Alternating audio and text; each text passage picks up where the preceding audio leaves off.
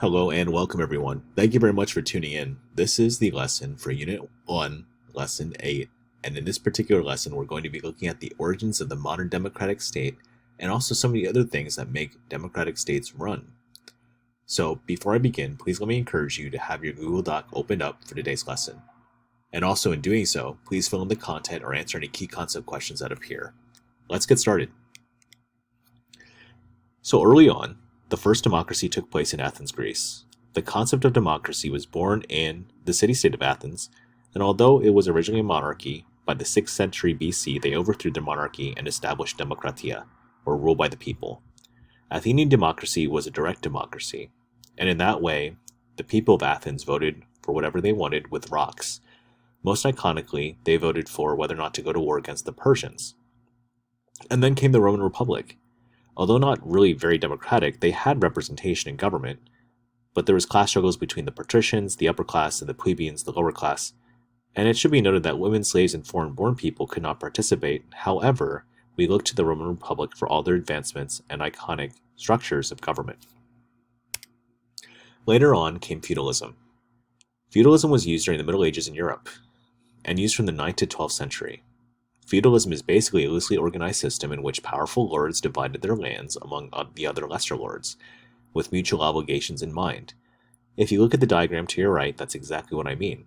The king at the top owned all the land in the country and made all the laws, and he gave an area of land called a fief to rich lords and nobles. The nobles then gave some land to professional soldiers.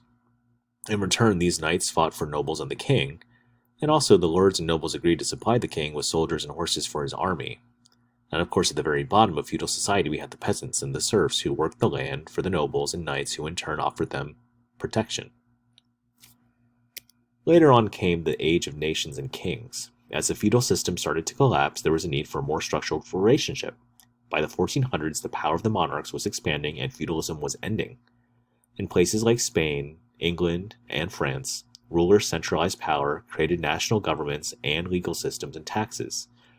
In case you're wondering, of course, these things sound familiar because we have some of these things still in the modern democratic state.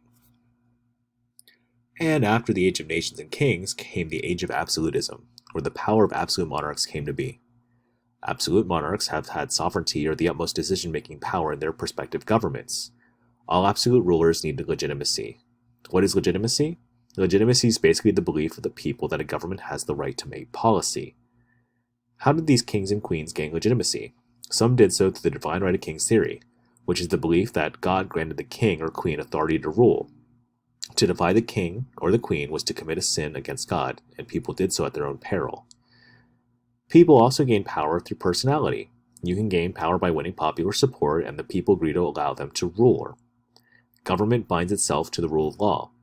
The law puts people in power. For example, the United States and the Constitution tells us how we elect our leaders, and what the line of succession should be. So in a sense, we get some of our cues too from the age of absolute monarchs. And then of course came the age of European colonialism. In the 1400s and 1500s, European nations embarked on colonialism around the world. Colonialism is where the control of land abroad by one nation occurs. European settlers and laws, religious beliefs spread across the world. And of course, mercantilism was established, which is an economic and political theory that emphasized money as the chief source of wealth to increase the power of the monarch and the nation. You see, these countries would try to accumulate gold and silver from lands abroad, and then the monarchs would tax the imports heavily, and they would become very, very rich. Britain's colonialism led to the American Revolution later on and the U.S. constitutional government. It should be noted, however, that colonialism worldwide had had advantages and disadvantages too. Later on, power came from the people through the Age of Enlightenment. Beginning in the 18th century, scientific innovations and new ways of thinking led to the Age of Enlightenment. In fact, some of the most important ideas of modern government came from the Enlightenment philosophers. These people began to discuss concepts like self-rule and determining their own fate, and also, with new scientific inventions, many people began to question the essence of religiosity and spirituality. Here are some of the major Enlightenment figures that changed the world forever. Although many of them are from Britain and France, they no doubt changed American identity and, of course, politics forever. John Locke put out the natural rights of all human beings, which capitalized off of every person experiencing life, liberty, and property. Thomas Hobbes, of course, really embraced the social contract theory, which defines the rights and power of the ruled and the ruler. Adam Smith capitalized as an economist off of criticizing monarchs getting wealthier and, of course, the masses getting poorer.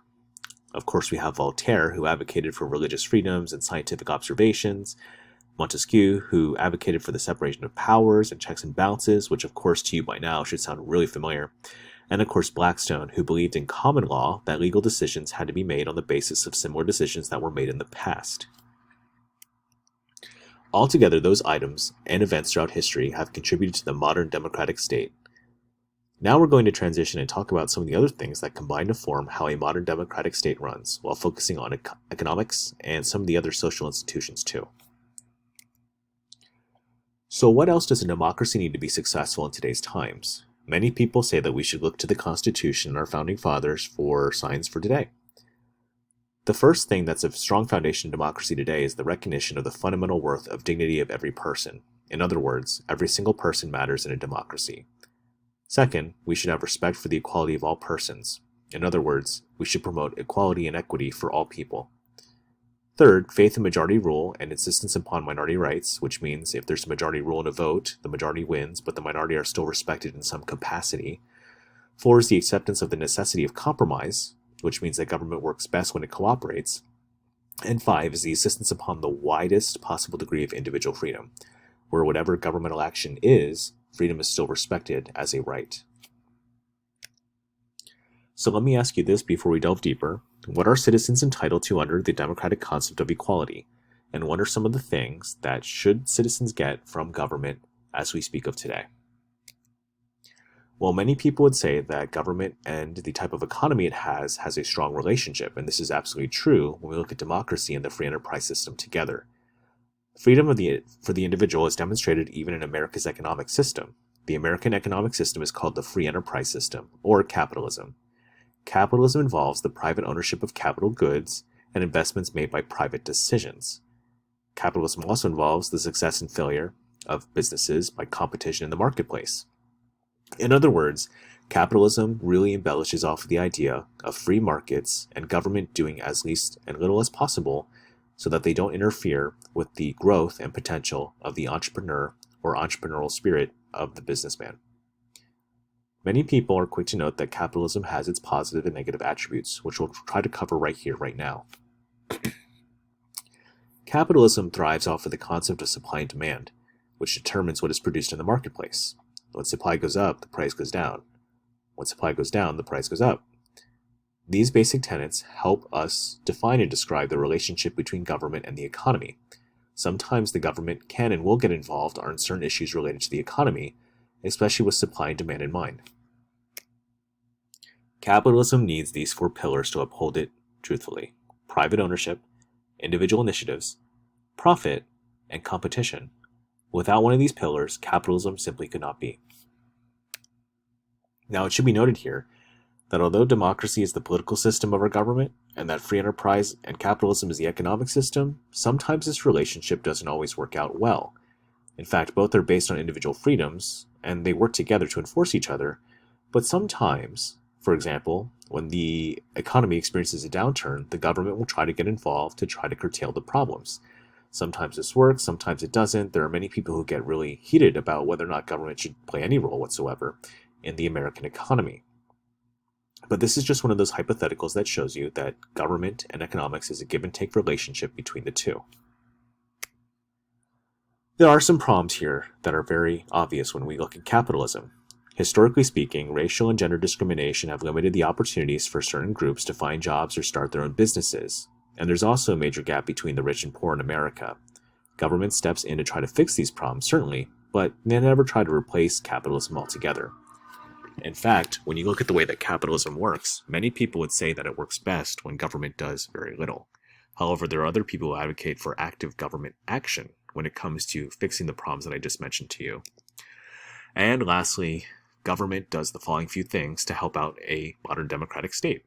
Government tries to protect the public and preserve private enterprise.